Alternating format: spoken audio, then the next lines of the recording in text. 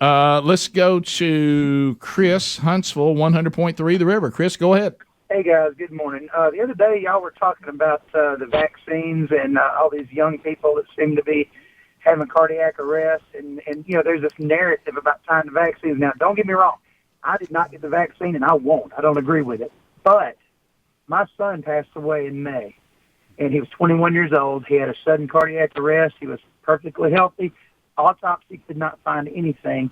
He did have COVID about 3 months prior to that. So with as many people that have had COVID in our country, there's also a lot of people who have been vaccinated.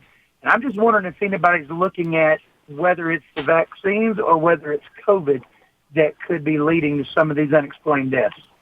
Yeah, I think that's the proper balance. I think when you get to it, I think there's one thing that nobody can say. COVID doesn't have any long-term damage, and the vaccine doesn't have any damage. They both can have damage. And which one gets credit for whatever happens, but I think we have to say there are people that likely had bad side effects from the vaccine, and there's no guarantee they wouldn't. And there's people who had terrible side effects from having COVID.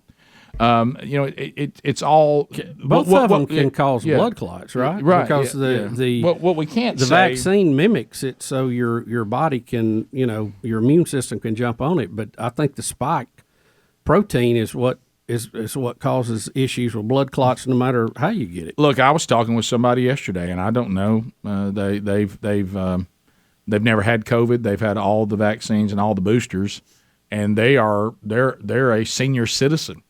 And they said, look, my health has done nothing but gone south since I took all that stuff. I didn't have high blood pressure. Now I do. I didn't have any problem with my heart. Now I got a pacemaker.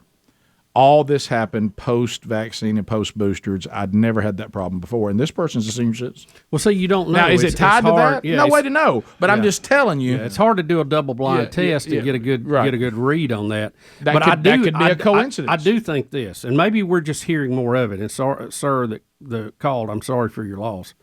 Yeah.